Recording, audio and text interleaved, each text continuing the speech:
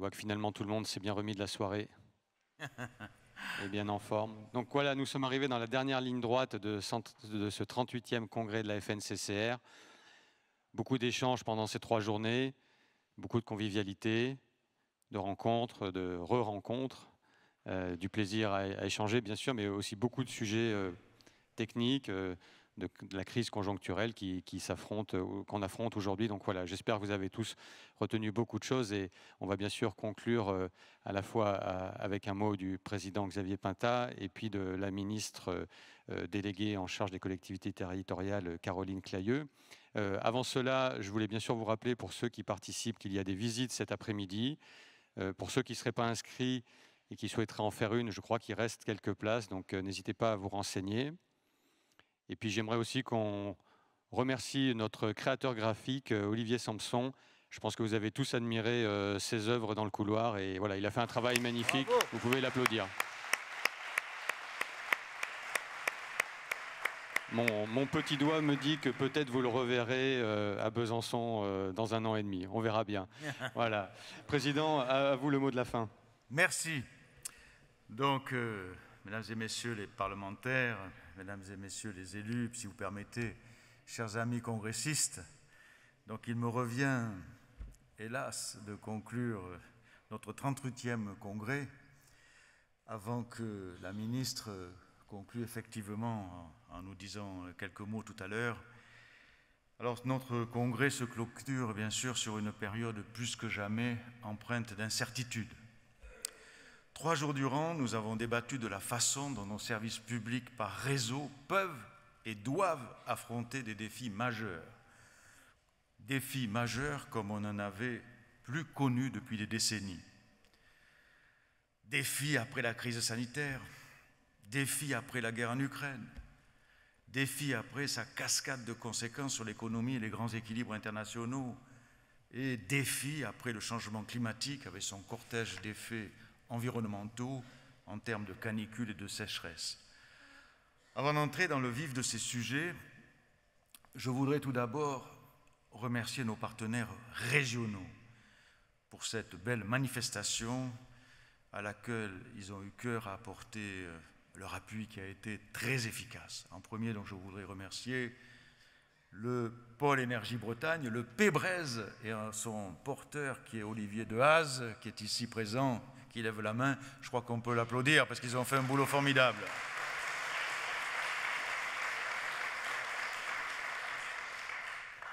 J'associerai aussi à ces remerciements Rennes Métropole, Mégalice Bretagne, Hauts du Bassin Rennais, Hauts et Vilaine, ainsi que la mairie de Saint-Malo qui nous a accueillis dans un cadre splendide, il faut dire, de cette cité corsaire hier soir. On peut les applaudir aussi.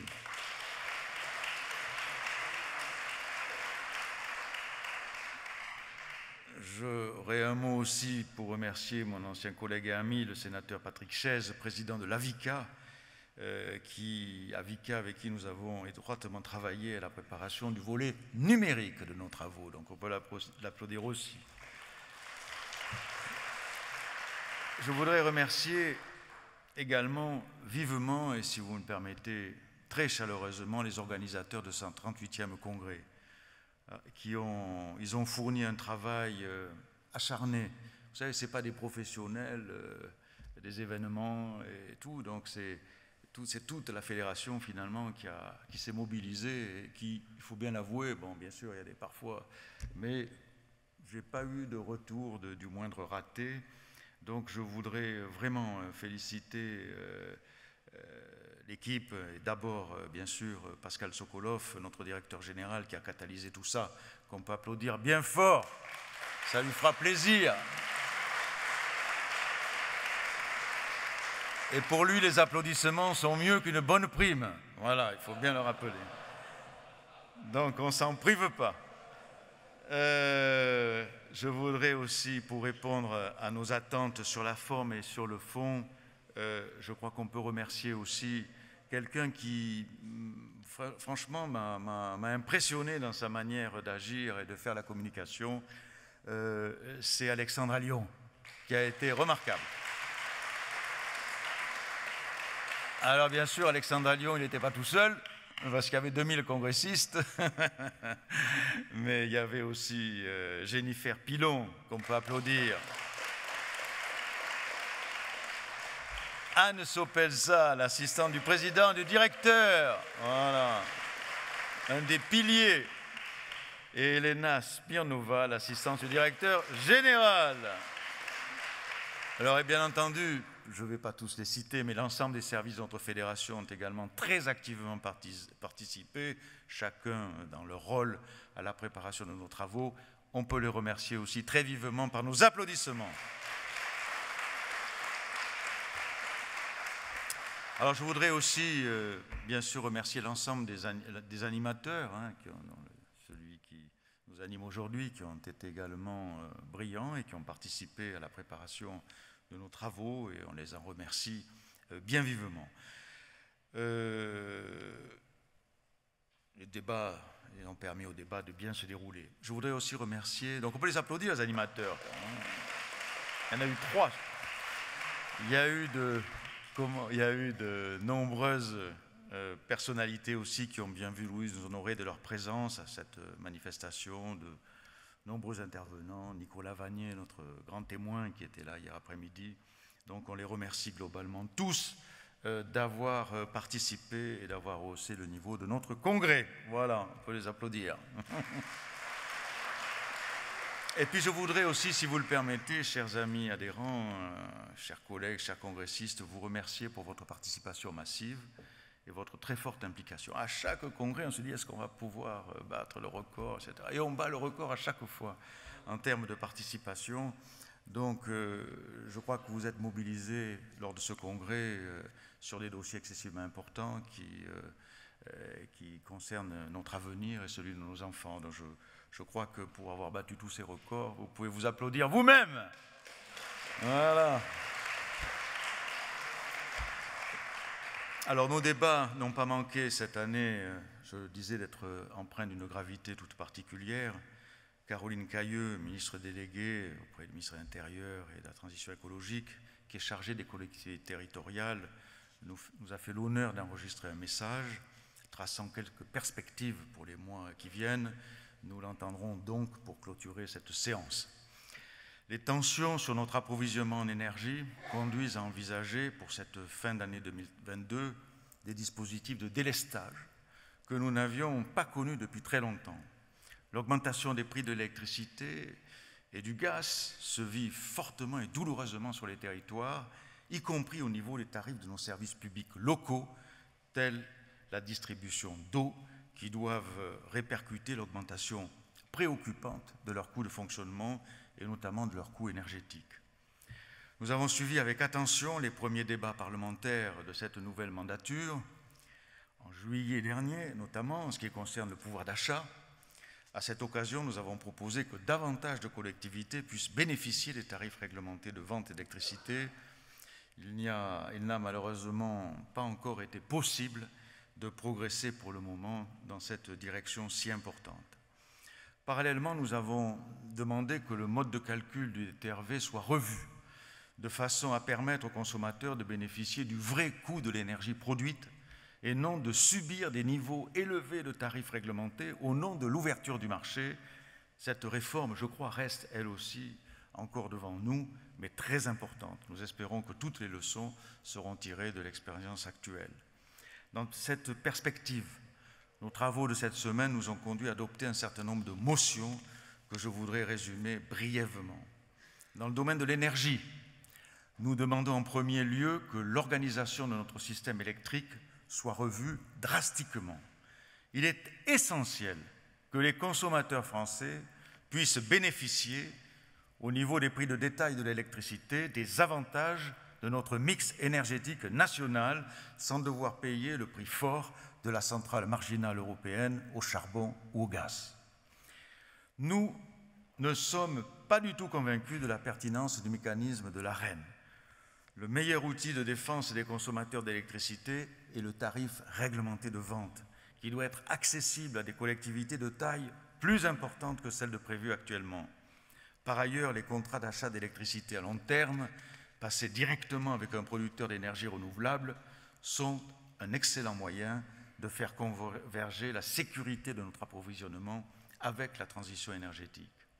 Les collectivités devraient pouvoir y accéder plus facilement, mais cela, je le dis aux parlementaires, nécessitera une modification du droit de la commande publique qui est nécessaire pour que l'on puisse mettre en place ces dispositifs.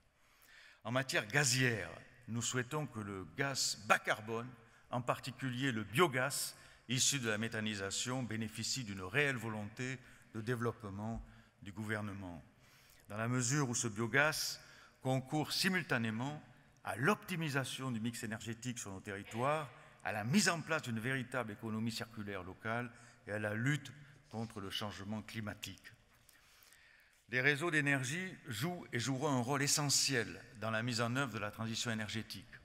Les territoires ruraux accueilleront, il faut le rappeler, une part déterminante de la puissance installée en matière d'électricité renouvelable. Il est donc indispensable de permettre aux réseaux de distribution d'électricité ruraux d'accomplir leur mission dans les meilleures conditions, ce qui suppose des investissements très importants. Nous demandons une réévaluation très significative de l'enveloppe d'affectation spéciale FACÉ dédiée à l'électrification rurale, qui, il faut le rappeler, n'a pas évolué depuis sa création en 2012, malgré la hausse des coûts, malgré la hausse des travaux. En parallèle, il faut continuer à adapter le dispositif des aides du FACÉ à cette nouvelle donne de la transition énergétique. S'agissant toujours du FACÉ, nous constatons hélas que les incendies de forêt sont de plus en plus fréquents et qui risquent d'endommager nos réseaux ruraux de distribution d'électricité. Nous demandons donc à ce que les crédits du FACÉ soient dimensionnés de façon à permettre d'accompagner la reconstruction des réseaux détruits par le feu. Une catégorie particulière d'infrastructures d'énergie concerne les infrastructures de recharge des véhicules décarbonés. Ce type de véhicule a vocation à remplacer à terme en totalité les véhicules à moteur thermique. Il s'avère donc indispensable de créer un cadre très cohérent d'implantation des bornes de recharge, qu'elles soient publiques ou privées, de façon à rassurer et à encourager l'utilisation de ces véhicules. Dans cette perspective, nous demandons à ce qu'une obligation soit faite aux installateurs privés de bornes de s'inscrire dans le schéma directeur des infrastructures de mobilité décarbonées. En étendant d'ailleurs, on pourrait étendre ce dispositif de l'électricité au GNV et à l'hydrogène. Enfin, l'ensemble de ces problématiques énergétiques doivent s'inscrire dans une logique globale de recherche de la sobriété maximale. Les consommateurs maîtriseront d'autant mieux leur consommation qu'on leur communiquera le niveau de celle-ci. C'est la raison pour laquelle nous proposons que l'obligation soit faite aux fournisseurs d'électricité de mettre à disposition de l'ensemble des consommateurs un dispositif de suivi et d'alerte sur les consommations. Ça pourrait être par exemple prendre la forme d'un afficheur déporté ou d'une application sur smartphone. Au-delà des données, il faut donner un élan décisif à la rénovation énergétique des bâtiments. Nous demandons bien entendu à ce dispositif qui existe aujourd'hui, acté, qu'il soit reconduit et qu'il soit développé en incluant la flexibilité grâce à l'effacement et au stockage. Il y a beaucoup d'initiatives dans les bâtiments. Il y a le dossier acté qui prend une dimension importante. Et je vois ici ou là des initiatives autour de l'intracting qui sont également à suivre. En ce qui concerne maintenant le cycle de l'eau, la rareté croissante de la ressource devient un aspect essentiel qui doit entraîner des réponses et des solutions appropriées. Nous avons ainsi débattu de la protection des captages contre les pollutions, en particulier les pollutions agricoles, dont l'impact est aggravé par la sécheresse.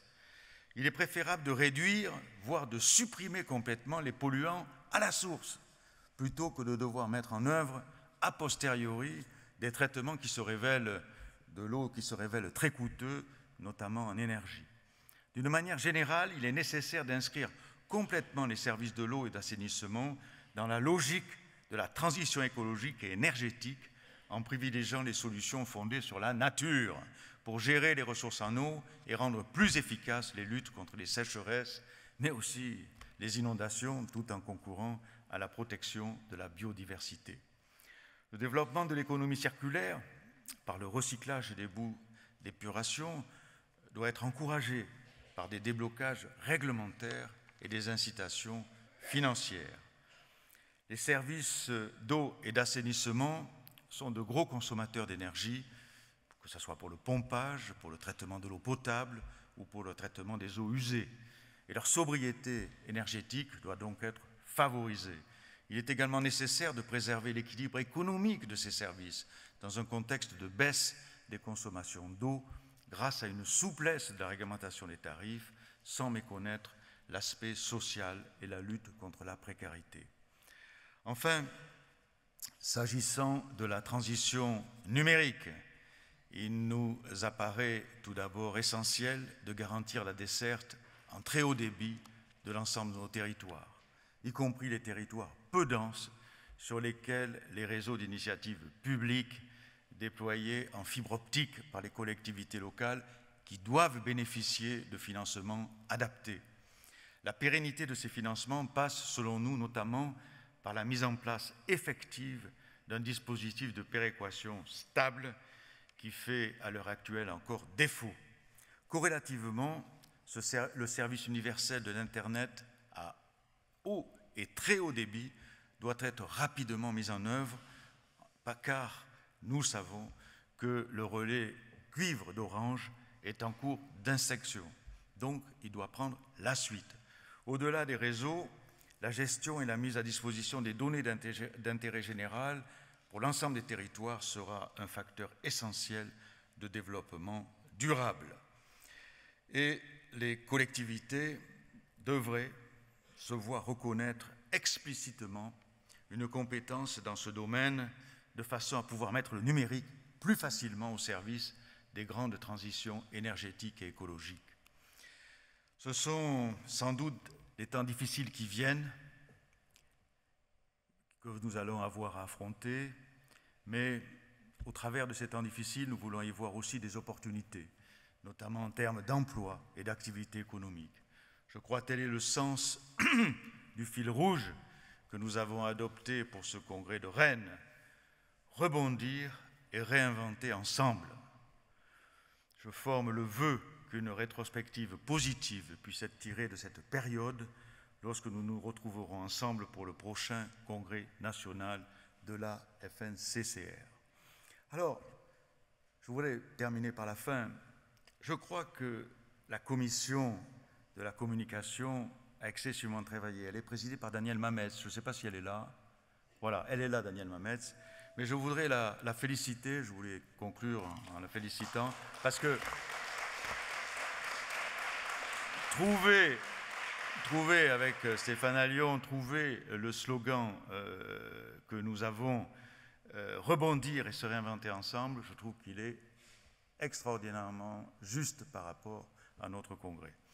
Voilà. Et puis, je voudrais aussi vous dire que le suspense est un comble puisque je vais annoncer le lieu du prochain congrès. Suspense, je ne suis pas sûr que ça soit un gros suspense. Mais enfin, on se doit, on a tradition d'annoncer à chaque congrès donc, où se tiendra le suivant. Eh bien, nous avons choisi, sur la proposition du syndicat de l'énergie du Doubs et de Christophe Lim, qui doit être aussi dans la salle, Christophe Lim qui est élu à Besançon, qui est vice-président du Grand Besançon, dont on connaît le dynamisme et les convictions dans le domaine du service de l'eau, eh bien, ils nous ont proposé de nous accueillir pour le prochain congrès national de la FNCCR à Besançon, dans le Doubs, en juin 2024. Et ça sera une date importante, puisque ça sera, je crois qu'il y a une petite erreur dans le propos du ministre, mais ça ne sera pas, qui parle du 98e, aujourd'hui c'est le 88e, ça sera le 90e anniversaire de notre fédération. Comme je vous l'ai indiqué, donc Caroline Cayeux, ministre déléguée auprès du ministre de l'Intérieur et de la Transition écologique, chargée des collectivités territoriales, a accepté d'enregistrer un message en vidéo et je vais vous proposer donc de l'écouter pour conclure notre congrès. Auparavant, Je voudrais terminer par une information. Pour terminer ce congrès dans la convivialité, les exposants nous invitent à partager leurs spécialités sur leur stand. Le stand Aquitaine est pas mal aussi, hein, pour les produits liquides. Donc je remercie tous les exposants chaleureusement de nous accueillir tout à l'heure. Je vous souhaite à tous un bon retour dans vos territoires et je vous dis à très bientôt et merci de votre attention. Merci, Président Pinta.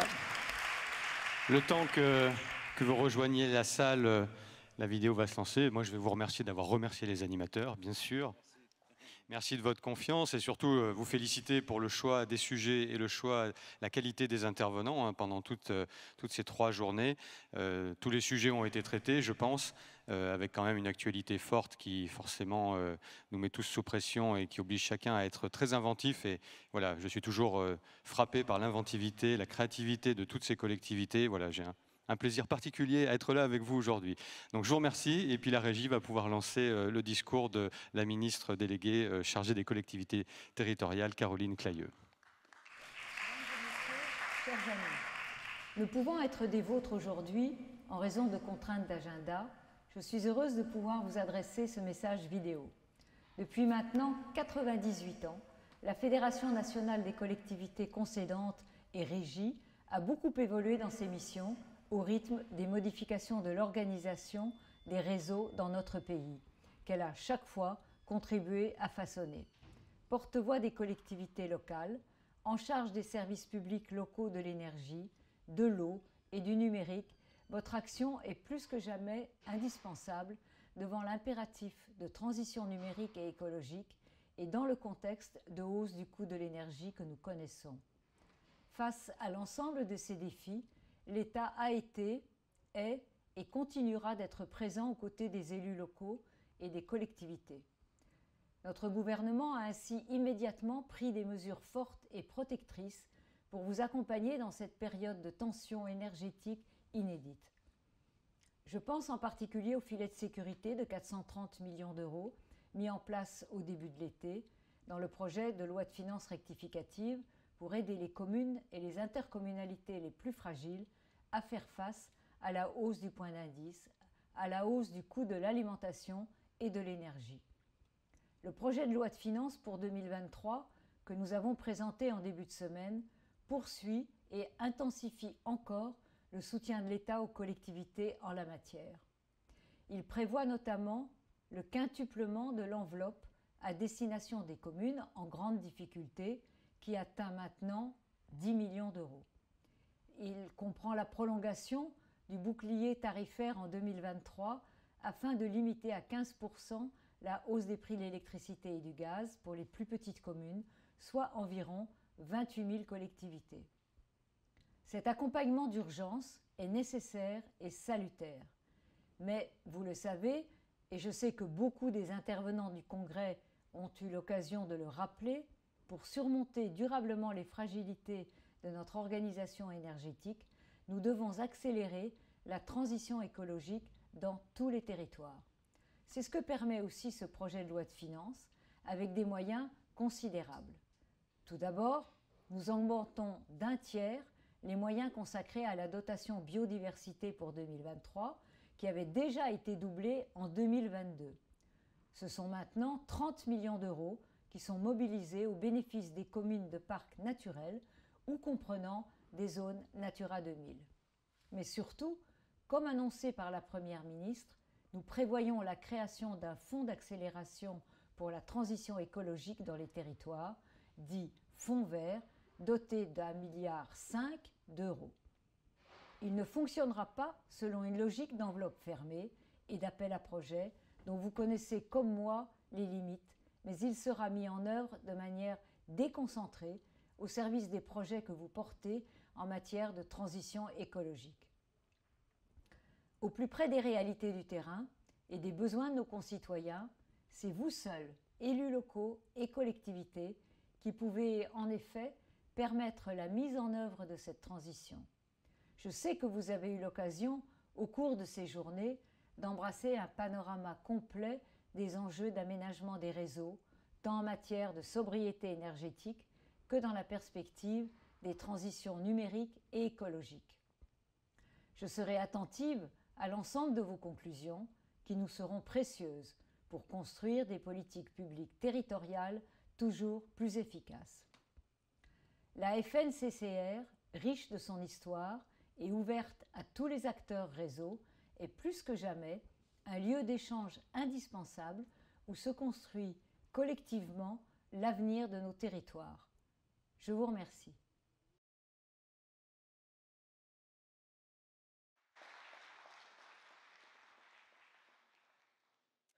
Et voilà, c'est ainsi que finit ce congrès. Bonne fin de semaine à tous et bonne visite à ceux qui les font.